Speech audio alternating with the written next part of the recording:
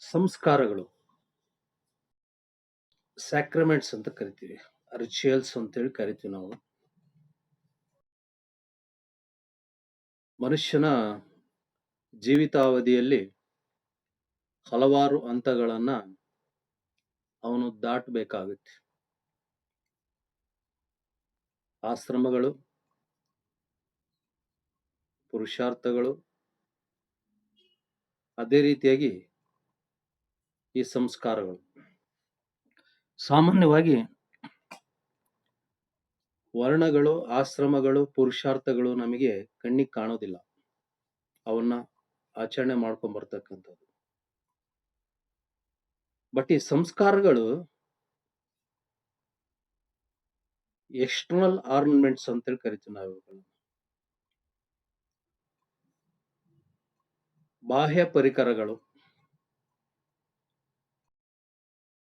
ಮನುಷ್ಯನ ಆರಂಭದಿಂದ ಹಿಡಿದು ಅಂತ್ಯದವರೆಗೂ ಇರತಕ್ಕಂಥ ಹಲವಾರು ಧಾರ್ಮಿಕ ವಿಧಿವಿಧಾನಗಳನ್ನು ಒಳಗೊಂಡಿರ್ತಕ್ಕಂಥ ಒಟ್ಟು ವ್ಯವಸ್ಥೆಗಳೇ ಈ ಸಂಸ್ಕಾರಗಳು ಅಂತ ಹೇಳ್ತೀವಿ ನಾವು. Sacraments is one of the external ceremony of human being. ನಾನು ಅದಕ್ಕೆ ಹೇಳಿದ್ ಮೊದಲೇ ಹೇಳ್ತಾ ಇದ್ದೀನಿ ನಾನು. ಈ ಸಂಸ್ಕಾರಗಳು ಎನ್ನುವಂಥವು ಮನುಷ್ಯನ ಬಾಹ್ಯ ಅಂದ್ರೇನು ನಮಗೆ ಗೋಚರವಾಗುವಂತ ಸಾದೃಶ್ಯ ರೂಪದಲ್ಲಿ ಇರ್ತಕ್ಕಂಥ ಒಂದು ಧಾರ್ಮಿಕ ವಿಧಿವಿಧಾನಗಳು ಅಂತ ಹೇಳ್ತೀವಿ ನಾವು. ಆ ಧಾರ್ಮಿಕ ವಿಧಿವಿಧಾನಗಳ ಒಂದು ರೂಪನೇ ಈ ಸಂಸ್ಕಾರಗಳು ಅಂತ ಹೇಳ್ತೀವಿ ನಾವು. Especially in Hindu society. But other we may be observed other societies also practiced some sacraments among the Muslims, Christians, Jainas, Buddhas, and so on so. Thus religions also practiced some sacraments. Similarly, the Hindu society has peculiar sacraments. The sacraments is superpower of body and soul. The sacraments create some relationship between Atma and Paramatma. We can't observe the relationship between Atma and Paramatma.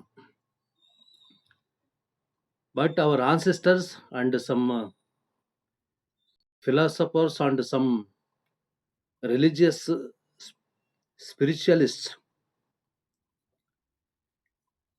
giving some directions to us about the relationship between soul and God.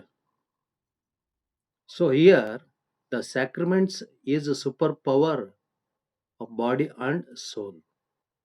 ಈ ಸಂಸ್ಕಾರಗಳು ಎನ್ನುವಂಥವು ನಮ್ಮ ದೇಹ ಮತ್ತು ಆತ್ಮಕ್ಕೆ ಸಂಬಂಧಪಟ್ಟಂತೆ ಮಹಾಶಕ್ತಿ ಅಂತ ಕರಿತೀವಿ ನಾವಿಲ್ಲಿ. ಒಂದು ಸೂಪರ್ ಪವರ್ ಅಂತೇಳಿ ಕರಿತೀವಿ ನಾವಿಲ್ಲಿ. ಅವುಗಳು ತಮ್ಮದೇ ಆಗಿರ್ತಕ್ಕಂಥ ಒಂದು ಅರ್ಥವನ್ನ, ತಮ್ಮದೇ ಆಗಿರ್ತಕ್ಕಂಥ ಒಂದು ಸ್ಟೇಟಸ್ ಅನ್ನ, ತಮ್ಮದೇ ಆಗಿರ್ತಕ್ಕಂಥ ಒಂದು ಮಹತ್ವವನ್ನು ಒಳಗೊಂಡಿರ್ತಕ್ಕಂಥವು. The sacraments has its own status, dignity and importance in human life. Samskara is a peculiar excellence occurring from the performance of the rites. ಈ ಸಂಸ್ಕಾರಗಳು ಎನ್ನುವಂಥವು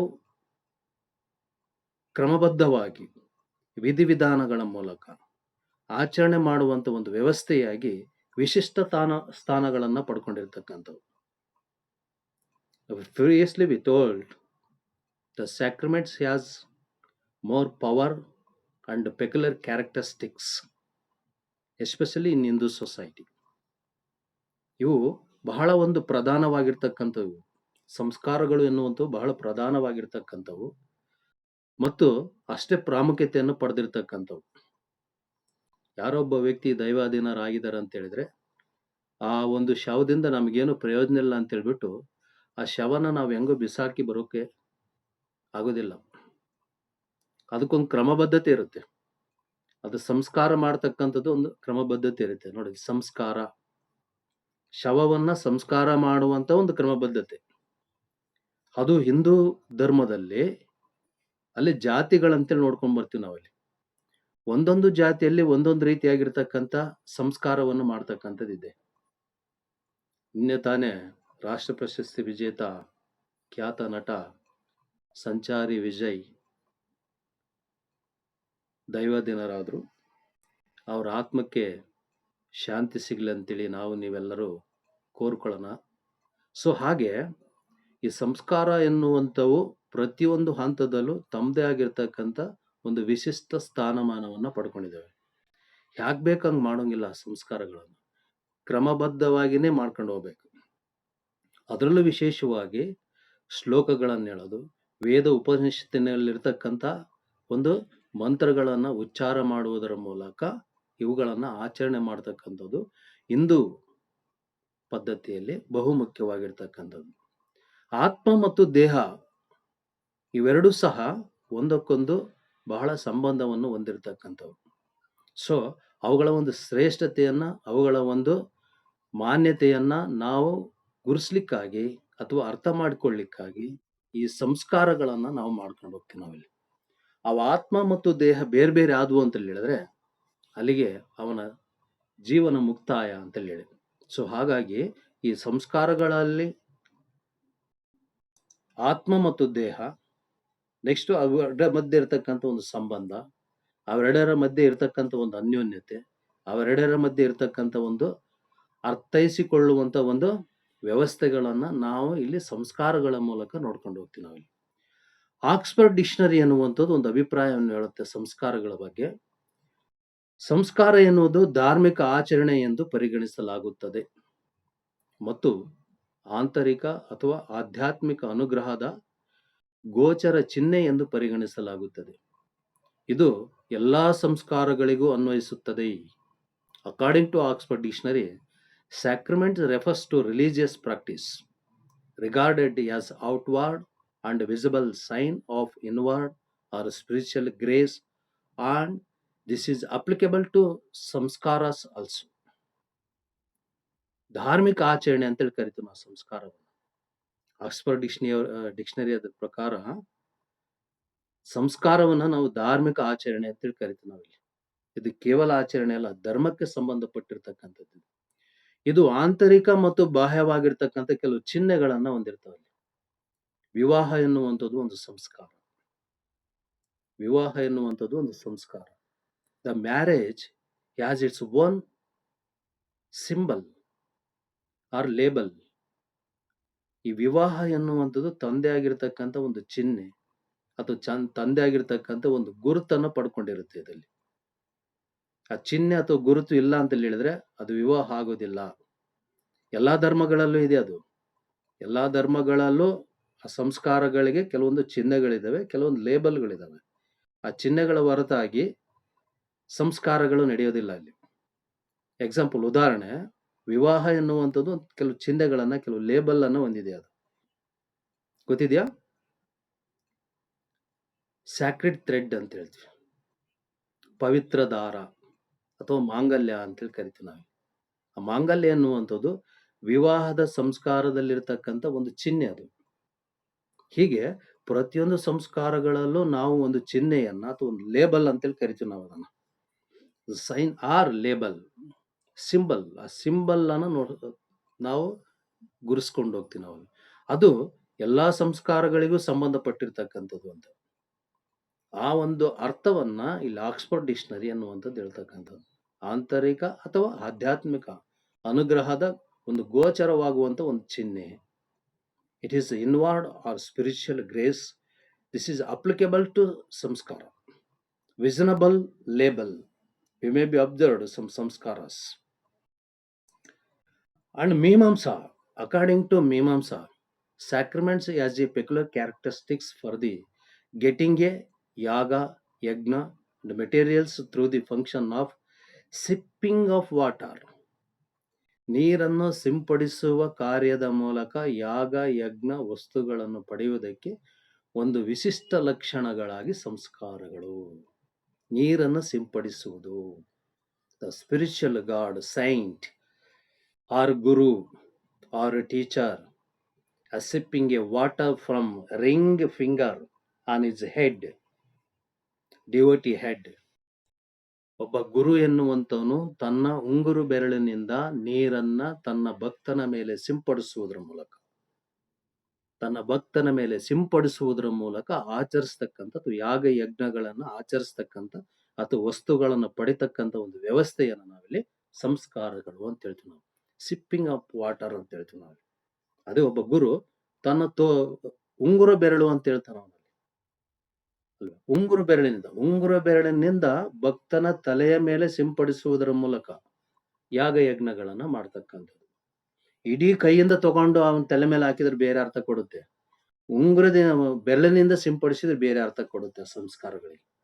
ಗುರು ಎನ್ನುವಂಥವ್ರು ಅಥವಾ ಋಷಿ ಎನ್ನುವಂಥವ್ರು ಅಥವಾ ಸತ್ಪುರುಷ ಎನ್ನುವಂಥವನು ಅಥವಾ ನಮ್ಮ ಟೀಚರ್ ಎನ್ನುವಂಥವ್ರು ನಮಗೆ ಆಶೀರ್ವಾದ ಮಾಡ್ತಕ್ಕಂಥದ್ದು ಅಥವಾ ನಮಗೆ ಯಜ್ಞ ಯಾಗಾದಿಗಳನ್ನ ಮಾಡ್ಲಿಕ್ಕೆ ಪ್ರೇರಣೆ ನೀಡ್ತಕ್ಕಂಥದ್ದು ಅಂದ್ರೆ ಅವನ ಉಂಗುರು ಬೆರಳಿನಿಂದ ನೀರನ್ನು ತಗೊಂಡ್ಬಿಟ್ಟು ಸಿಂಪಡಿಸೋದು, ಅದು ಆಶೀರ್ವಾದ ಮಾಡ್ದಂಗೆ ಅಂತ ಹೇಳಿ. Blessing by the god or blessing by the saint or rishi. ಅದೇ ಆ ಋಷಿ ಅನ್ನುವಂತವನು ಕೈ ತುಂಬಾ ನೀರನ್ನ ತಗೊಂಡ್ಬಿಟ್ಟು ನಮ್ಮ ತಲೆ ಮೇಲೆ ಹಾಕಿದ್ರೆ ದಟ್ ಈಸ್ ಕರ್ಸ್, ಶಾಪ ಅಂತೇಳಿ ಹೇಳಿ. ಅದನ್ನ ಶಾಪ ಅಂತೇಳಿ ಪರಿಗಣಿಸ್ತೀವಿ ನಾವು. ಅದೇ ಸಿಂಪಡಿಸಿದ್ರೆ ಅದನ್ನ ನಾವು ವರ ಅಂತೇಳಿ ತಿಳ್ಕೊಳ್ತೀವಿ. ಆ ರೀತಿಯಾಗಿರ್ತಕ್ಕಂಥ ಒಂದು ವಿಶಿಷ್ಟ ಲಕ್ಷಣವಾಗಿ ಈ ಸಂಸ್ಕಾರ ಎನ್ನುವಂಥದ್ದು ಇರುತ್ತೆ ಅಲ್ಲಿ. ಸಾಮಾನ್ಯವಾಗಿ ನೀವೆಲ್ಲ ಧಾರ್ಮಿಕ ಸ್ಥಳಗಳಿಗೆ ಹೋದಾಗ ಅಲ್ಲಿ ಹಾಕ್ತಾರೆ, ನೀರನ್ನು ಸಿಂಪಡಿಸ್ತಕ್ಕಂಥ ಒಂದು ಇರುತ್ತೆ. ಅದರಲ್ಲೂ ವಿಶೇಷವಾಗಿ ಈ ತಮಿಳುನಾಡು ದೇವಸ್ಥಾನಗಳಿಗೆ, ನೀವು ಯಾವುದೇ ದೇವಸ್ಥಾನಗಳಿಗೆ ಹೋದ್ರೆ ಆ ಪದ್ಧತಿ ಇದೆ. ತಲೆ ಮೇಲೆ ನೀರನ್ನು ಹಾಕ್ತಕ್ಕಂಥದ್ದು ಅಥವಾ ಚಿಮಿಸ್ತಕ್ಕಂಥ ಒಂದು ವ್ಯವಸ್ಥೆಗಳನ್ನ ನಾವು ನೋಡ್ಕೊಂಡು ಬರ್ತೀವಿ ಅಲ್ಲಿ. And next step, total number of samskaras. ಸಂಸ್ಕಾರಗಳಲ್ಲಿ ಒಟ್ಟು ಸಂಖ್ಯೆಗಳು ಎಷ್ಟಿದಾವೆ, ಎಷ್ಟೊಂದನ್ನ ನಾವು ಗುರುಸ್ತೀವಿ ನಾವಲ್ಲಿ. Controversy in the total number of samskaras. ಒಟ್ಟು ಸಂಸ್ಕಾರಗಳ ಸಂಖ್ಯೆಯಲ್ಲಿ ಕೆಲವೊಂದು ವಿವಾದಗಳಿದಾವೆ. ಕೆಲವರು 8 ಅಂತ ಹೇಳ್ತಾರೆ, ಕೆಲವರು 10 ಅಂತ ಹೇಳ್ತಾರೆ, ಕೆಲವರು 40 ಅಂತ ಕೇಳ್ತಾರೆ, ಕೆಲವರು 25 ಅಂತ ಹೇಳ್ತಾರೆ, 16 ಅಂತ ಹೇಳ್ತಾರೆ.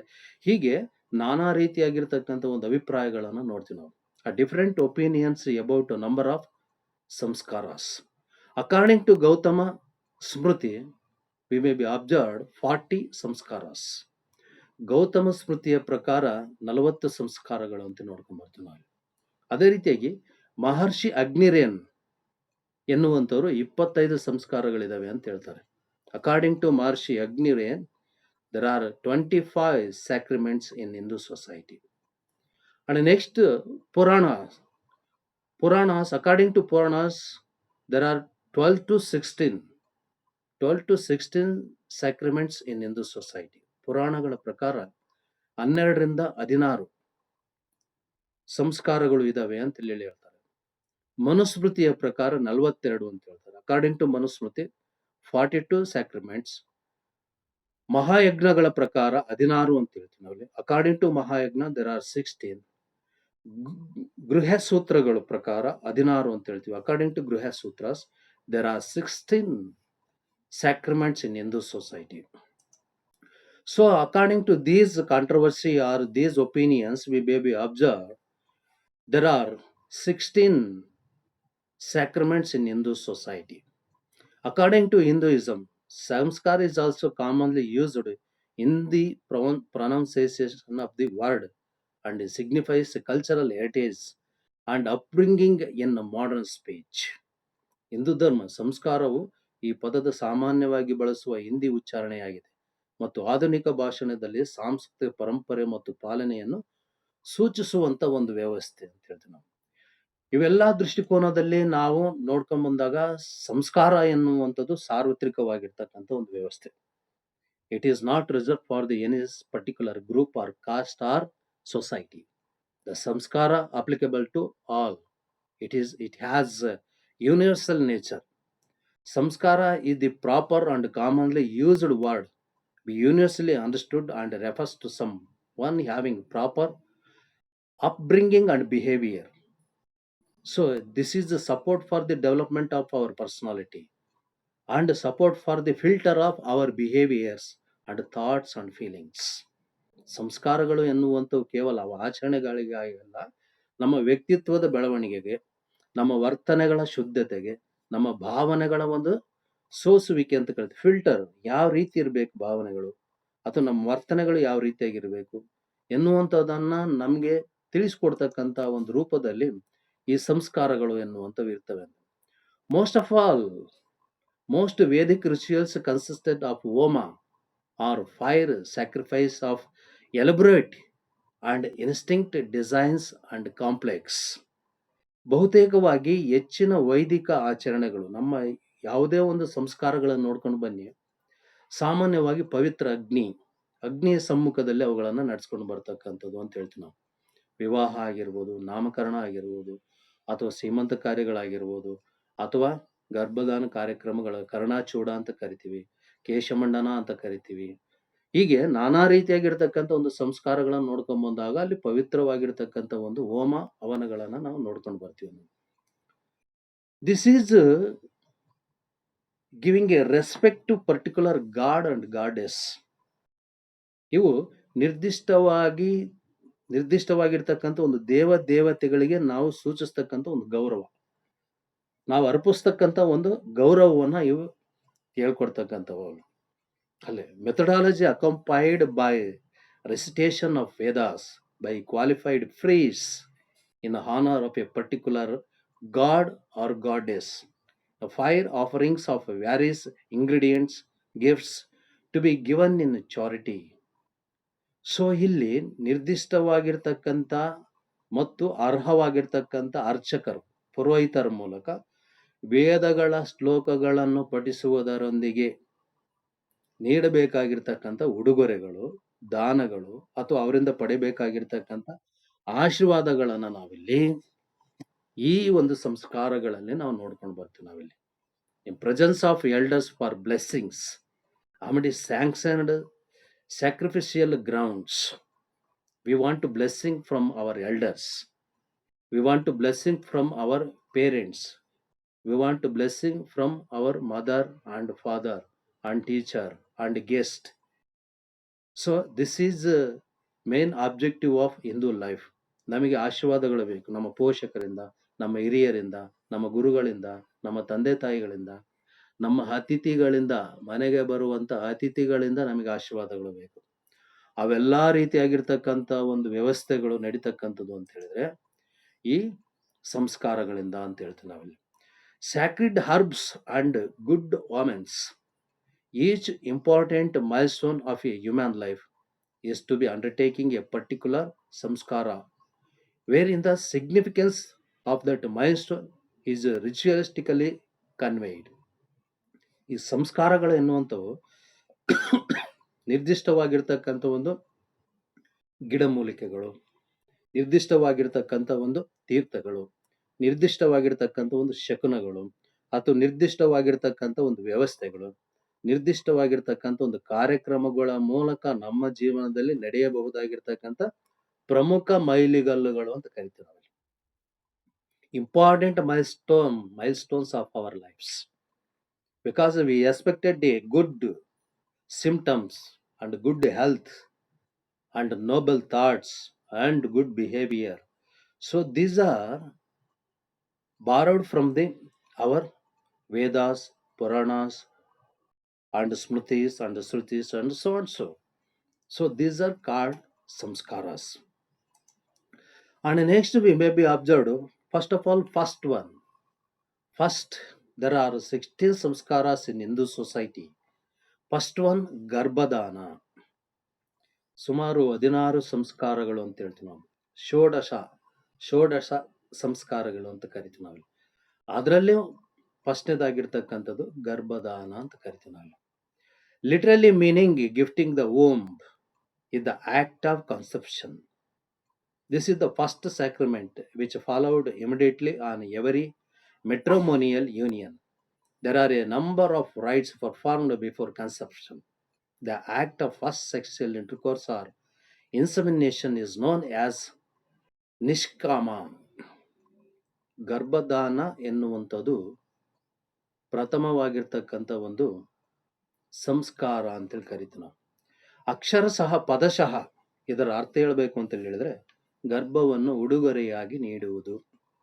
ಏನಿಲ್ಲಿ ವಿವಾಹದ ನಂತರ ವಿವಾಹದ ನಂತರ ಸತಿಪತಿಗಳು ಪ್ರಥಮ ಬಾರಿಗೆ ತಮ್ಮ ಲೈಂಗಿಕ ಸಂಬಂಧಗಳನ್ನು ಪಡೆಯುವುದರ ಮೂಲಕ ಗರ್ಭ ಧರಿಸ್ತಕ್ಕಂಥ ಒಂದು ಸಂಸ್ಕಾರವನ್ನ ಮಾಡ್ತಕ್ಕಂಥ ಒಂದು ಪ್ರಕ್ರಿಯೆಗೆ ನಾವಿಲ್ಲಿ ಗರ್ಭದಾನ ಅಂತ ಹೇಳ್ತೀವಿ ನಾವಿಲ್ಲಿ. ದೆನ್ ಇಲ್ಲಿ ಪುರುಷನು ಸ್ತ್ರೀಗೆ ನೀಡಬಹುದಾಗಿರ್ತಕ್ಕಂಥ ಒಂದು ದಾನ. It is a gift. It is a gift to women. But ಇದು not only women, this is a common procedure in Hindu life and human life. Not only Hindu life, it is in human life. ಇದು ತಕ್ಷಣಕ್ಕೆ ಒಂದು ಮಾಡಬಹುದಾಗಿರ್ತಕ್ಕಂಥ ಒಂದು ವ್ಯವಸ್ಥೆ ಅಂತೇಳಿ ಕರಿತೀವಿ ನಾವು.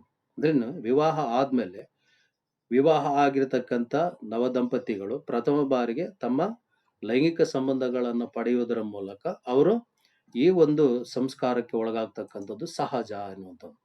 The different Grah Sutras differ in their point of view, whether the Garbhadana is to be performed only once during the first conception or every time the woman conceives. ಇದು ಒಂದು ಈ ಗರ್ಭದಾನ ಎನ್ನುವಂತ ಒಂದು ಸಂಸ್ಕಾರವನ್ನ ಆ ಮಹಿಳೆ ಎನ್ನುವಂತವಳು, ವಿವಾಹವಾಗಿರ್ತಕ್ಕಂಥ ಮಹಿಳೆ ಪ್ರಥಮ ಬಾರಿಗೆ ಗರ್ಭ ಧರಿಸ್ತಕ್ಕಂಥ ಒಂದು ಸಂದರ್ಭದಲ್ಲಿ ಈ ಸಂಸ್ಕಾರವನ್ನ ಮಾಡಬೇಕು, ಅಥವಾ ಪ್ರತಿ ಬಾರಿ ಅವಳು ಗರ್ಭ ಧರಿಸಿದಾಗ ಮಾಡಬೇಕು ಎನ್ನುವಂತ ಒಂದು ಇದಿದೆ. ಸಾಮಾನ್ಯವಾಗಿ ಹಿಂದೂ ಸಮಾಜದಲ್ಲಿ ಪ್ರಥಮ ಗರ್ಭ ಧರಿಸಿರ್ತಕ್ಕಂಥ ಸಂದರ್ಭದಲ್ಲಿ ಈ ಗರ್ಭದಾನ ಎನ್ನುವಂತ ಒಂದು ಸಂಸ್ಕಾರಗಳನ್ನ ಮಾಡ್ತಕ್ಕಂಥದ್ದು ವಾಡಿಕೆಯಾಗಿರ್ತಕ್ಕಂಥದ್ದು, ಅಲ್ಲಿ ಸಾಮಾನ್ಯವಾಗಿ ನಡ್ಕೊಂಡು ಬಂದಿರ್ತಕ್ಕಂಥದ್ದು. ಅದು ಕೆಲವೊಂದು ಕುಟುಂಬಗಳಲ್ಲಿ ಅಥವಾ ಕೆಲವೊಂದು ಸಮುದಾಯಗಳಲ್ಲಿ ಅಥವಾ ಕೆಲವೊಂದು ಸಮಾಜಗಳಲ್ಲಿ ಅಥವಾ ಉಳ್ಳವರ ಸಮಾಜಗಳಲ್ಲಿ ಅಂತ ಹೇಳ್ಬೋದು, ಉಳ್ಳವರ ಸಮಾಜಗಳಲ್ಲಿ ಸಂಸ್ಕಾರಗಳನ್ನ ಹಲವಾರು ಸಂದರ್ಭಗಳಲ್ಲಿ ಮಾಡಬಹುದಾಗಿರ್ತಕ್ಕಂಥ ಉದಾಹರಣೆಗಳನ್ನು ನೋಡ್ತೀವಿ ನಾವಿಲ್ಲಿ.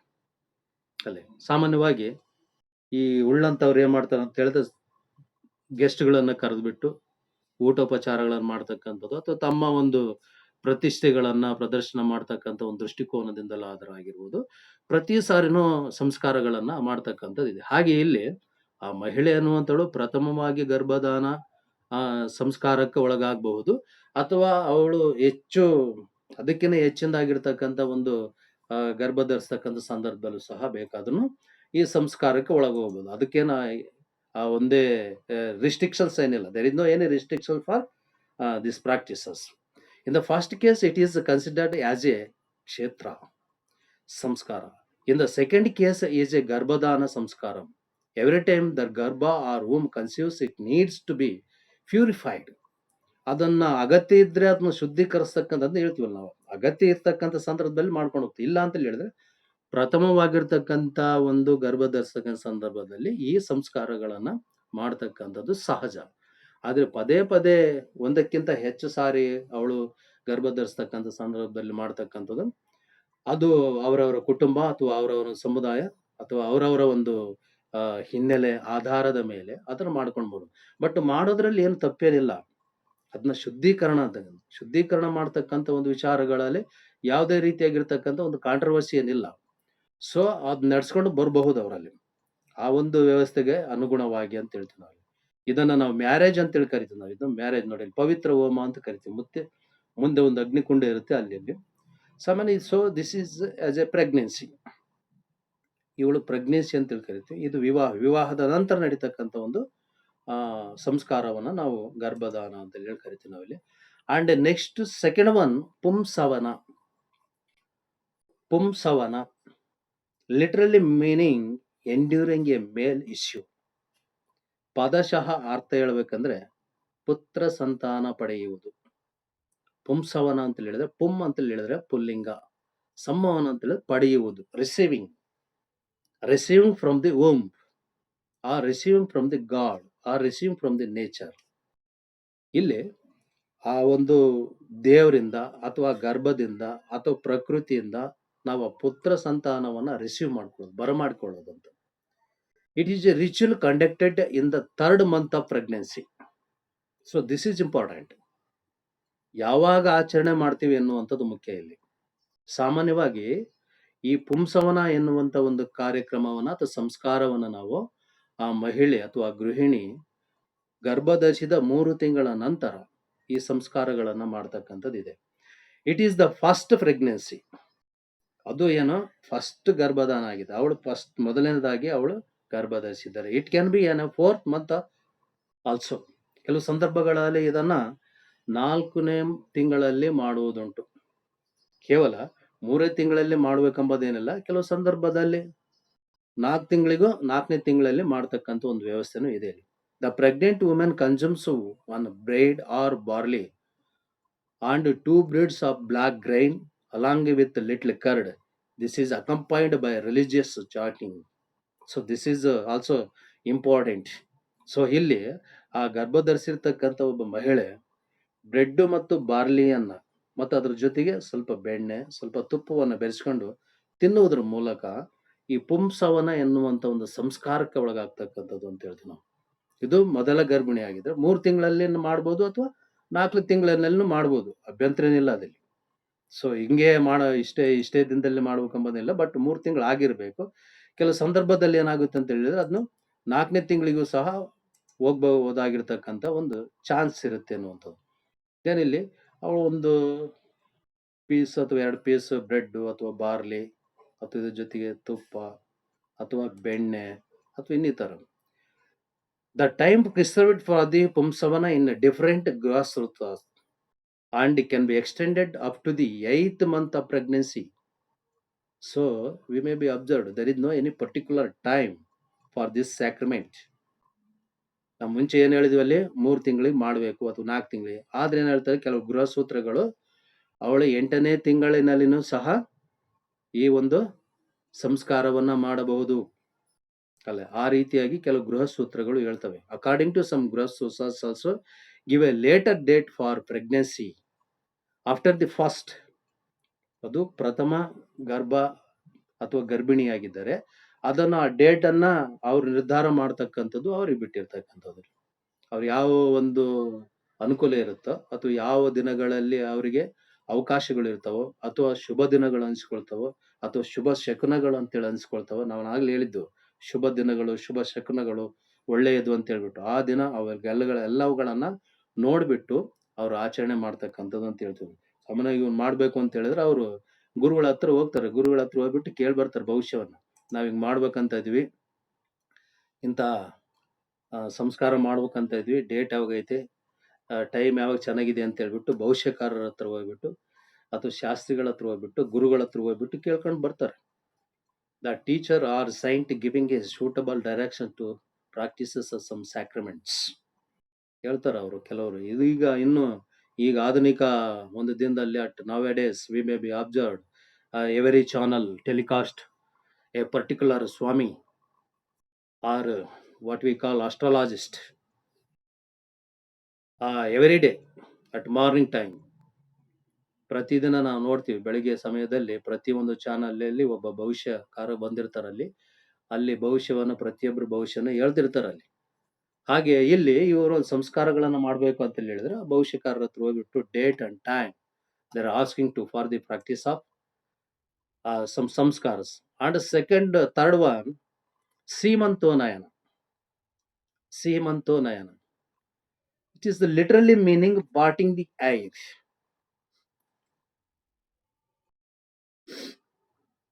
ಇದು ಸಾಮಾನ್ಯವಾಗಿ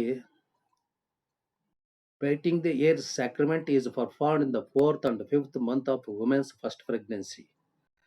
ಕೇಶವನ್ನ ಅಲಂಕಾರ ಮಾಡೋದು ಅಲ್ಲೇ, ಕೇಶವನ್ನ ಅಲಂಕಾರ ಮಾಡೋದು. So this is some wrong is they. ಕೇಶವನ್ನ ಅಲಂಕಾರ ಮಾಡ್ತಕ್ಕಂಥದ್ದು ಇಲ್ಲಿ ಕೂದಲು ತೆಗೆಯುವಂಥದ್ದಲ್ಲ, ಇಲ್ಲಿ ಕೂದಲನ್ನ ಅಲಂಕಾರ ಮಾಡ್ತಕ್ಕಂಥದ್ದು. ಇಲ್ಲಿ ಅಲಂಕಾರ ಮಾಡಿಬಿಟ್ಟು ಅವಳಿಗೆ ಯಾರಿಗೆ ಆ ಗರ್ಭಿಣಿ ಸ್ತ್ರೀ ಮತ್ತು ಹುಟ್ಟುವಂತ ಮಗುವಿಗೆ ಆರೈಕೆ ಮಾಡ್ತಕ್ಕಂಥದ್ದು. Next some spraying what we called sacred oils or some perfumes on pregnancy women. ಮಹಿಳೆ ಗರ್ಭಿಣಿ ಮಹಿಳೆಗೆ ಒಂದು ಸುಗಂಧ ದ್ರವ್ಯಯುಕ್ತ ತೈಲವನ್ನ ಅಥವಾ ಇನ್ನಿತರವಾಗಿರ್ತಕ್ಕಂಥ ಒಂದು ಪರ್ಫಾರ್ಮೆನ್ಸ್ ಅನ್ನ ಸ್ಪ್ರೇ ಮಾಡುವುದರ ಮೂಲಕ ಅವಳ ಕೂದಲನ್ನ ಅಲಂಕಾರ ಮಾಡತಕ್ಕಂಥದ್ದು. ನೆಕ್ಸ್ಟ್ ಅವಳಿಗೆ ಬೇಕಾಗಿರ್ತಕ್ಕಂಥ ಒಂದು ಊಟೋಪಚಾರಗಳನ್ನ ಮಾಡಿ ಅವಳಿಗೆ ಸಂತೋಷ ಪಡಿಸ್ತಕ್ಕಂಥ ಒಂದು ಕಾರ್ಯ ಅದಾಗಿರ್ತಕ್ಕಂಥದ್ದು. Spirits that might want to cause harm to the mother and child, as well as to ensure good health, success and prosperity for the unborn child. Fragrant oil is poured on the head of the pregnant woman. So ನಾನು ಹೇಳ್ದಂಗೆ ಪರಿಮಳಯುಕ್ತ ಎಣ್ಣೆಯನ್ನ ಗರ್ಭಿಣಿ ಮಹಿಳೆಯ ತಲೆಯ ಮೇಲೆ ಹಾಕುವುದರ ಮೂಲಕ next ಆ ಹುಟ್ಟುವಂತ ಮಗುಗೆ ಮತ್ತು ಆ ಗರ್ಭಿಣಿಗೆ ಯಾವುದೇ ತೊಂದರೆಗಳಾಗಬಾರ್ದು ಅಥವಾ ಯಾವುದೇ ದುಷ್ಟ ವ್ಯವಸ್ಥೆಗಳು ಅವ್ರ ಮೇಲೆ ಪ್ರಭಾವ ಬೀರಬಾರ್ದು ಅಥವಾ ಇವಿಲ್ ಎಫೆಕ್ಟ್ಸ್ ಅಂತ ಅವಳಿಗೆ ಏನೋ ದುಷ್ಪರಿಣಾಮಗಳು ಆಗ್ಬಾರ್ದು, ಆ ಪಾಪುಗೇನೋ ದುಷ್ಪರಿಣಾಮಗಳು ಆಗ್ಬಾರ್ದು ಎನ್ನುವಂತ ಕಾರಣದಿಂದ ಅವಳನ್ನ ಸಾಂತ್ವನ ಮಾಡ್ತಕ್ಕಂಥದ್ದು, ಅವಳಿಗೆ ಧೈರ್ಯ ತುಂಬತಕ್ಕಂಥ ಒಂದು ಕಾರ್ಯ ಈ ಸಂಸ್ಕಾರದ್ದಾಗಿರ್ತಕ್ಕಂಥದ್ದು. A line of pertaining a draw 3 times through her from the forehead upward with 3 stalks of kusha grass bound together. Kusha ಎನ್ನುವಂತ ಒಂದು ಹುಲ್ಲು, ದರ್ಬೆ ಅಂತೇಳಿ ಕರೀತಾರೆ ಸಾಮಾನ್ಯವಾಗಿ, ಅದನ್ನ ದರ್ಬೆ ಹುಲ್ಲು ಅಂತೇಳಿ ಕರೀತಾರೆ. ಆ ದರ್ಬೆ ಹುಲ್ಲಿನಿಂದ ಆ ಪರಿಮಳಯುಕ್ತ ಎಣ್ಣೆಯಲ್ಲಿ ತೈಲದಲ್ಲಿ ಅದ್ದಿಬಿಟ್ಟು ಅವಳಿಗೆ ಮೇಲಿಂದ ಮುಂದೆಲೆಯಲ್ಲಿ ಮೇಲಿಂದ ಕೆಳಕ್ಕೆ ಅದನ್ನ ನಿವಾಳಿಸ್ತಾರೆ. ಅದನ್ನ ಸಾಮಾನ್ಯವಾಗಿ ಗ್ರಾಮೀಣ ಪ್ರದೇಶದಲ್ಲಿ ಮನೆಗಳಲ್ಲಿ ಪಾಪುಗಳು ಇರ್ತಾವಲ್ಲ, ಸಣ್ಣ ಸಣ್ಣ ಪಾಪುಗಳು, ಆ ಪಾಪುಗಳು ಏನಾದ್ರು ಕಿರಿಕಿರಿ ಮಾಡ್ತಾ ಇದ್ರೆ ಮನೇಲಿರ್ತಕ್ಕಂಥ ಅಜ್ಜಿಗಳು ನಿವಾಳಿಸ್ಬೇಕು ಅಂತ ಹೇಳ್ತಾರೆ. ಅವ್ರಿಗೆ ನಿವಾಳಿಸ್ತಕ್ಕಂಥ ಒಂದು ವ್ಯವಸ್ಥೆ ಇರುತ್ತೆ. ಆ ಪಾಪುಗಳನ್ನ ಕರ್ಕೊಂಬಂದು ಕುದಿಸ್ಬಿಟ್ಟು ಪರಕೆಯಲ್ಲಿ ನಿವಾಳಿಸೋದು ಅಥವಾ ಮೆಣಸಿನ್ಕಾಯಿ ಉಪ್ಪನ್ನು ನಿವಾಳಿಸ್ಬಿಟ್ಟು ಒಲೆಯಲ್ಲಿ ಹಾಕೋದು, ಅಥವಾ ಹಿಂಗೆ ಏನೋ ಒಂದು ಹುಲ್ಲನ್ನು ತಂದ್ಬಿಟ್ಟು ಈ ರೀತಿ ಎಲ್ಲ 3 ಸಾರಿ ಹಿಂಗೆ ನಿವಾಳಿಸ್ಬಿಟ್ಟು ಅದನ್ನ ತಗೊಂಡೋಗ್ಬಿಟ್ಟು ಎಲ್ಲೋ ಹೊರಗಡೆ ಹಾಕಿ ಬರೋದು. ಈ ರೀತಿಯಾಗಿರ್ತಕ್ಕಂಥದ್ದು ಆ ಒಂದು ಪ್ರಾಕ್ಟೀಸೇ ಇಲ್ಲಿ ಬರ್ತಕ್ಕಂಥದ್ದು ಅಂತ ಹೇಳ್ತೀವಿ ನಾವಿಲ್ಲಿ. ಅಂದ್ರೇನು ನಿವಾಳಿಸ್ತಕ್ಕಂಥದ್ದು ಅಥವಾ ಅವಳ ಮೇಲೆ ಅದನ್ನ ತೈಲವನ್ನ ಆ ಒಂದು ಗ್ರಾಸ್, ಆ ಒಂದು ದರ್ಬೆ ಹುಲ್ಲಿನ ಮೂಲಕ ಅವಳ ತಲೆ ಮೇಲೆ ಆ ಪರಿಮಳಯುಕ್ತ ತೈಲವನ್ನ ಸಿಂಪಡಿಸ್ತಕ್ಕಂಥದ್ದು ಅಂತ ಹೇಳಿ ಹೇಳ್ತೀವಿ. ಇನ್ನು ಚುಟಿಗೆ ಅಂತೇಳಿ ಹಾಕ್ತಾರೆ ಗ್ರಾಮೀಣ ಪ್ರದೇಶಗಳಲ್ಲಿ. ನಗರ ಪ್ರದೇಶಗಳಲ್ಲಿ ಇದೆ ಅಜ್ಜಿ ಇರ್ಬೇಕಂತೇಳಿ ಅದಕ್ಕೆ ಹೇಳೋದು ಅಜ್ಜಿ. ಎಣ್ಣೆ ಮಜ್ಜನ ಲೇಸು, ಮಜ್ಜಿಗೆ ಉಣಲೇಸು, ಮನೆಗೊಬ್ಬ ಅಜ್ಜಿ ಲೇಸು ಅಂತ ಸರ್ವಜ್ಞ. ಸೊ ಅಜ್ಜಿ ಬೇಕು ಮನೆಗೆ. ಅಜ್ಜಿಗಳು ಇದ್ದು ಅಂತ ಹೇಳಿದ್ರೆ ಎಲ್ಲಾ ರೀತಿಯಾಗಿರ್ತಕ್ಕಂಥ ಒಂದು ಸಂಸ್ಕಾರಗಳು ಅಜ್ಜಿಯ ಮೂಲಕನೇ ನಡ್ಕೊಂಡು ಹೋಗ್ತವಲ್ಲಿ. ಸೊ ಇತ್ತೀಚಿನ ದಿನಗಳಲ್ಲಿ ಏನಾಗ್ಬಿಟ್ಟಿದೆ ಅಂತ ಹೇಳಿದ್ರೆ ಅಜ್ಜಿಯ ಪಾತ್ರಗಳು ಕಡಿಮೆ ಆಗ್ಬಿಟ್ಟು ಅಜ್ಜಿಗಳು ಹೋಗ್ಬಿಟ್ಟು ಅನಾಥಾಶ್ರಮಗಳಲ್ಲಿ ಸೇರುವಂತ ಒಂದು ವ್ಯವಸ್ಥೆಗಳು ಬಂದ್ಬಿಟ್ಟಿದಾವೆ. ಇರ್ಲಿ, ಸೊ ಆ ರೀತಿಯಾಗಿರ್ತಕ್ಕಂಥ ಒಂದು ವ್ಯವಸ್ಥೆಗಳು ಅಂತ ಹೇಳ್ತೀವಿ ನಾವು. ಪ್ರತಿ ಕಾರ್ಯಾಚರಣೆಯ ಸಮಯದಲ್ಲೂ ಸಹ ಕೆಲವೊಂದು ಮಂತ್ರಗಳನ್ನ ಹೇಳ್ಬೇಕಾಗುತ್ತೆ. The pranava mantram Om and the sacred words called ವಯಾತ್ರೀಸ್ bhur bhuva swaha are chanted during each operation. ಪ್ರತಿಯೊಂದು ಸಂದರ್ಭದಲ್ಲೂ, ಪ್ರತಿಯೊಂದು ಸಂಸ್ಕಾರಗಳನ್ನ ನಡೀತಕ್ಕಂಥ ಸಂದರ್ಭದಲ್ಲೂ ಸಹ ಪ್ರಣವ ಮಂತ್ರ ಓಂ ಮತ್ತೆ ವೈಯರುತಿಸ್ ಭೂರ್ ಭುವ ಸ್ವಾಹ ಎನ್ನುವಂತ ಒಂದು ಪದಗಳನ್ನ, ಮಂತ್ರವನ್ನ ಉಚ್ಚಾರ ಮಾಡ್ಬೇಕಂತೆ. ಉಚ್ಚಾರ ಮಾಡ್ತಾರೆ. ಅದನ್ನ ಬಂದಿರತಕ್ಕಂಥ ಪುರೋಹಿತರು, ಬಂದಿರತಕ್ಕಂಥ ಸ್ವಾಮಿಗಳು ವೇದಗಳು, ಶ್ಲೋಕಗಳು ಇರ್ತಕ್ಕಂಥ ಒಂದು ಸಂಸ್ಕೃತ ಶ್ಲೋಕಗಳನ್ನ ಉಚ್ಚಾರ ಮಾಡ್ತಾರೆ. ನಮಗೂ ನಿಮಗೂ ಅರ್ಥ ಆಗೋದಿಲ್ಲವು. ಸಂಸ್ಕೃತ ಕಲ್ತಿರೋರಿಗೆ ಅರ್ಥ ಆಗುತ್ತದು. ಅವ್ರು ಏನು ಹೇಳ್ತಾರೆ ಬಿಡು ಅಂತ ಹೇಳ್ಬಿಟ್ಟು ಹೇಳ್ತಿರ್ತಾರೆ. ನಾವು ಅದ್ರಲ್ಲಿ ಬ್ಯುಸಿ ಆಗಿರ್ತೀವಲ್ಲ, ನಾವು ಈ ಕಡೆಯಲ್ಲಿ ಬ್ಯುಸಿ ಆಗಿರ್ತೀವಿ ನಾವು. ಸೊ ಅವ್ರ ಕಾರ್ಯ ಏನೋ ಅವ್ರು ಮಾಡ್ತಿರ್ತಾರೆ. ಅವನ್ನೆಲ್ಲ ನಾವ್ ಹೇಳಕ್ಕಾಗಲ್ಲ ಅಂತೇಳಿ ನಾವೊಬ್ರು ನೇಮಕ ಮಾಡಿರ್ತೀವಿ. ಅವರು ಅದನ್ನ ಆಚರಣೆ ಮಾಡ್ತಕ್ಕಂಥ, ಉಚ್ಚಾರ ಮಾಡ್ತಕ್ಕಂಥ ಒಂದು ವ್ಯವಸ್ಥೆಯಲ್ಲಿ ಈ ಸಂಸ್ಕಾರಗಳನ್ನ ಮಾಡಿಕೊಡ್ತಾರೆ ಅವ್ರು. If the child is stillborn, that has to be repeated during the next pregnancy. Yes, ಮಗು ಇನ್ನು ಜನಿಸ್ತಾ ಇದ್ದಾರೆ ಅಥವಾ ಜನಿಸಿದ್ದಾರೆ, ಮುಂದಿನ ಗರ್ಭಾವಸ್ಥೆಯಲ್ಲೂ ಸಹ ಅದನ್ನ ರಿಪೀಟ್ ಮಾಡ್ತೀವಿ ನಾವು. ಅಲ್ಲಿ ಪುನರಾವರ್ತನೆ ಮಾಡ್ತೀವಿ, ನಡೀತಾ ಇರ್ತವೆ ಇವೆಲ್ಲ. ನಾನು ಅದೇ ಹೇಳಿದ್ದು, ಕೆಲವು ಸಂದರ್ಭಗಳಲ್ಲಿ ಇವೆಲ್ಲ ಸಂಸ್ಕಾರಗಳನ್ನ ಕ್ರಮಬದ್ಧವಾಗಿ ಕೆಲವು ಕುಟುಂಬಗಳಲ್ಲಿ ಮಾಡ್ಕೊಂಡು ಹೋಗ್ತಾರೆ, ಕೆಲವು ಸಮಾಜಗಳಲ್ಲಿ ಮಾಡ್ಕೊಂಡು ಹೋಗ್ತಾರೆ. ಇನ್ನು ಕೆಲವು ಸಮಾಜಗಳಲ್ಲಿ ಅಂತ ಸಂಸ್ಕಾರಗಳಂದ್ರೆ ಏನೋ ಗೊತ್ತಿರೋದಿಲ್ಲ. ನಮ್ಮ ಟ್ರೈಬ್ಸ್ಗಳಲ್ಲಿ ಅಥವಾ ಅಲೆಮಾರಿಗಳಲ್ಲಿ ಅಥವಾ ಈ ಚಿಂದಿ ಆರಿಸ್ತಕ್ಕಂಥ ಒಂದು ಸಮುದಾಯದವರಲ್ಲಿ ನಾವು ಎಲ್ಲಿ ಕಾಣ್ತೀವಿ? ಅವರಲ್ಲಿ ಅವ್ರ ಜೀವನ ನಡೆದ್ರೆ ಸಾಕಾಗಿ ಹೋಗಿರುತ್ತೆ. ಅಲ್ಲಿ ಅವರು ಮಗು ಜನಿಸಿದ ಒಂದು 3 ದಿನದಲ್ಲಿ ಆಗ್ಲಿ ಬಟ್ಟೆಯಲ್ಲಿ ಕಟ್ಕೊಂಡು ಸೊಂಟ ಕಟ್ಕೊಂಡ್ಬಿಟ್ಟು ಚಿಂದಿ ಆರ್ಸಕ್ ಬಂದಿರ್ತಾಳೆ. ಸೊ ಇಂಥವರಿಗೆ ಇಂಥ ಸಂಸ್ಕಾರಗಳು ಇದಾವೆ ಅಂತೇಳಿ ಹೇಳ್ತಕ್ಕಂಥದ್ದು ಅಥವಾ ನೋಡ್ತಕ್ಕಂಥದ್ದು ಬಹಳ ಕಷ್ಟ. But it is applicable to Hindu society. Some families practised systematically, but in families there is no any general awareness about sacraments. Let it. So this is Simantonayana images giving some gifts and donations from the blessings of elders and the guru and the parents and the guests and friends. So our next Jata Karma. Jata Karma is literally meaning natal rights. ಇದು ಪದಶಃ ಅರ್ಥ ಶಿಶು ವಿಧಿ ವಿಧಾನಗಳು. ಶಿಶು ವಿಧಿ ವಿಧಾನಗಳು ಅಂತ ಕರಿತೀವಿ. ಜಾತ ಕರ್ಮ is meant for the development of the intellect of the child. When a male child is born, the ritual connected with birth is performed immediately. A small portion of mixture of gold, ghee, and honey is given to the newborn infant. This rite symbolizes a good fortune. So, this is after the birth of child. ಪಾಪ ಹುಡ್ತಿದ್ದಂಗೆನೆ ಮಾಡ್ತಕ್ಕಂತ ಒಂದು ವಿಧಿವಿಧಾನಗಳು ಅಂತ ಹೇಳಿದ್ರು, ಸಂಸ್ಕಾರಗಳು ಅಂತ ಹೇಳ್ತೀವಿ. ಅಂದ್ರೇನು, especially ಗಂಡು ಮಗು ಜನಿಸಿದಾಗ ಅದಕ್ಕೆ ಒಂದಿಷ್ಟು ತುಪ್ಪ, ಒಂದಿಷ್ಟು ಗೋಲ್ಡ್ ಅಥವಾ ಒಂದಿಷ್ಟು ಜೇನು ತುಪ್ಪ ಇವನ್ನೆಲ್ಲ ಮಿಶ್ರಣ ಮಾಡಿಬಿಟ್ಟು ಆ ಪಾಪಗೆ ಜಸ್ಟ್ ಲೈಕ್ ಎ ಸ್ವೀವಿಂಗ್ ಅದಕ್ಕೆ ಬಾಯಿಗೆ ಅದನ್ನ ಸವರ್ತಕ್ಕಂಥದ್ದು ಅಂತ ಹೇಳ್ತೀವಿ ನಾವು. ಅದು ಬಾಯಿಗೆ ಇಡ್ತಾರ ಅದನ್ನ ತುಪ್ಪ, ಜೇನುತುಪ್ಪ ಅದನ್ನ ಯಾವುದು ಬಂಗಾರ ಅಂತಕ್ಕಂಥದ್ದೇನು ಇರೋದಿಲ್ಲ. ಸ್ವಲ್ಪ ಏನು ಉಳ್ಳವರು, if he is born from the golden spoon in his mouth, ಅವನೇನಾದ್ರೂ ಬಂಗಾರದ ಚಮಚವನ್ನ ಬಾಯಲ್ಲಿ ಇಟ್ಕೊಂಡು ಜನಿಸಿದ್ರೆ, which means aristocrat family. So ಆ ರೀತಿಯಾಗಿ ಏನಾದ್ರೂ ಇದ್ರೆ ಅಂತ ಒಂದು ಕುಟುಂಬದಲ್ಲಿ ಇತ್ತಂತೇಳಿ ಸಾಮಾನ್ಯವಾಗಿ ಜೇನುತುಪ್ಪವನ್ನ ಅದಕ್ಕೆ ಸ್ಪ್ರೇ ಇದು ಮಾಡ್ತಕ್ಕಂಥದ್ದು ಅಂತೇಳಿ ಇರ್ತದೆ, ಸ್ವೀ ಮಾಡ್ತಕ್ಕಂಥದ್ದು. ಇದು ಬಾಯಿಗೆ ಸವರ್ತಾರ ಜೇನುತುಪ್ಪನ, ಅಥವಾ ತುಪ್ಪ ಇರುತ್ತೆ, ಅಥವಾ ಅದುವೇ ಅದು ಒಂದು ಲೋಹದ ಒಂದು ಸ್ಪೂನ್ ನಿಂದ ಅದಕ್ಕೆ ಆ ಬಾಯಿಗೆ ಹಚ್ತಕ್ಕಂಥದ್ದಿದೆ. ಅದು ಬಾಯಿ ಹಚ್ತಿದ್ದಂಗೆ ಅದು ನಾಲಿಗೆ ಹಿಂಗ್ ಅಂತಿರುತ್ತೆ. ಅದು ಪಾಪಗಳು ನೀವು ನೋಡ್ತಿರ್ಬೇಕು ಅದನ್ನ. ಬಟ್ ಇತ್ತೀಚಿನ ದಿನಗಳಲ್ಲಿ ಏನಾಗಿದೆ ಅಂತೇಳಿ ಹೇಳಿದ್ರೆ, ಇಲ್ಲಿ ನರ್ಸಿಂಗ್ ಹೋಮ್ಗಳು ಬಂದ್ಬಿಟ್ಟು ಇನ್ನೂ ಪ್ರೆಗ್ನೆನ್ಸಿ ಹಾಕದಂಗೆ ಡಾಕ್ಟರ್ಗಳೆಲ್ಲ ಕನ್ಸಲ್ಟ್ ಆಗ್ಬಿಟ್ಟು ಆ ಡಾಕ್ಟರ್ ಮೇಡಮ್ಗಳು ಏನ್ ಮಾಡ್ತಾರೆ ಅಂತ ಹೇಳಿದ್ರೆ, ತಾಯಿ ಮತ್ತು ಮಗು ಚೆನ್ನಾಗಿರ್ಲಿ ಅಂತ ಹೇಳ್ಬಿಟ್ಟು ಪ್ರೋಟೀನು, ವಿಟಮಿನ್ನು, ಐರನ್ ಕಾಂಟೆಂಟ್ ಇರ್ತಕ್ಕಂಥ ಟ್ಯಾಬ್ಲೆಟ್ಸ್ಗಳು ಕೊಟ್ಟು ಅವ ತಗೊಂಡೋಗ್ಬಿಟ್ಟು ಡಾಕ್ಟರ್ ಚೆನ್ನಾಗಿ ಕೊಡ್ತಿದಾರೆ ಅಂತ ಹೇಳ್ತಿದ್ರು ತಿಂದು ಆ ಮಕ್ಕಳು ಸಹ ಡುಮ್ಕ್ ಬಂದಿರ್ತವೆ, ಇವರು ಡುಮ್ಕ್ ಆಗಿರ್ತಾರೆ. ಇವ್ರು ನಾರ್ಮಲ್ ಏರಿಗೆ ಆಗಲ್ಲ ಕರ್ಕೊಂಡೋಗಿ ಅಡ್ಮಿಟ್ ಮಾಡಿರ್ತಾರೆ, ಅಲ್ಲಿ ಸಿಸರಿನ್ ಮಾಡಿರ್ತಾರೆ. ಆ ತಾಯಿಗೆ ಎಚ್ಚರ ಬರೋ ಹೊತ್ತಿಗೆ 2 ಗಂಟೆ ಬೇಕು, ಆ ಪಾಪ ಹೊರಗಡೆ ಬರೋಕೆ 3 ಗಂಟೆ ಬಂತು, ನೋಡೋ ಹೊತ್ತಿಗೆ ಅವ್ರಿಗೆ ನೋಡೋಣ ಹೊತ್ತಿಗೆ ಅದು ಮರ್ತಿರ್ತಾರೆ. So that is next step.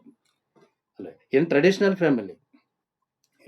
family, this is one of the more important rituals among the human life. So ಅದನ್ನ ನಾವು ಅದೃಷ್ಟ ಅಂತೇಳಿ ಕರಿತೀವಿ ನಾವು ಅದನ್ನ. ಸೊ ಉತ್ತಮವಾಗಿರ್ತಕ್ಕಂಥ ಒಂದು ಜ್ಞಾನ, ಉತ್ತಮವಾಗಿರ್ತಕ್ಕಂಥ ಒಂದು ಬುದ್ಧಿವಂತ, ಚಾಣಾಕ್ಷ, ಒಬ್ಬ ಒಳ್ಳೆ ವ್ಯಕ್ತಿ ಆಗ್ಲಿ ಎನ್ನುವಂತ ಒಂದು ವ್ಯವಸ್ಥೆಯಿಂದ ಇದನ್ನ ಮಾಡ್ತಕ್ಕಂಥದ್ದು ಅಂತ ಹೇಳಿ ಹೇಳ್ತೀವಿ ನಾವು.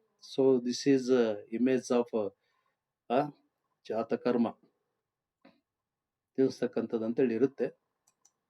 And next Namakarana. Next samskara Namakarana, literally meaning naming ceremony. ಹೆಸರಿಡುವುದು ಅಂತ ಕರಿತೀವಿ. ಪಾಪಗೆ ಒಂದು ಹೆಸರು ಬೇಕು. ಅದಕ್ಕೆ ಪಾಪುಗೆ ಒಂದು ಹೆಸರು ಇಡಬೇಕು. ಏನಂತ ಹೆಸರು ಇಡಬೇಕು? ಪಾಂಪಮ್ ಅಂತ ಇಡ್ಬೇಕು, ಟಿಂಗರ್ ಅಂತ ಇಡ್ಬೇಕು, ಅಲ್ಲ ಶಂಭುಲಿಂಗ ಅಂತ ಇಡ್ಬೇಕು, ಬಂಬಂಲಿಂಗ ಅಂತ ಹೇಳ್ಬೇಕು, ಏನೋ ಒಂದಕ್ಕೆ ಇರ್ತದೆ. So here the sister of father role is more important. ಅಲ್ಲ, ಇಲ್ಲಿ ತಂದೆಯ ಸಹೋದರಿಯ ಪಾತ್ರ ಬಹಳ ಮುಖ್ಯವಾಗಿರುತ್ತೆ. ಅತ್ತೆ, ಸೋದರತ್ತೆ ಅಂತ ಕರೀತಾರೆ. ಆ ಸೋದರತೆಯ ಪಾತ್ರ ಇಲ್ಲಿ ಬಹಳವಾಗಿರುತ್ತೆ, ಬಹಳ ಪ್ರಧಾನವಾಗಿರುತ್ತೆ. ಈ ಒಂದು ಸಂಸ್ಕಾರವನ್ನ ನಾವು ಮುಂದಿನ ಒಂದು ತರಗತಿಯಲ್ಲಿ ನೋಡೋಣ.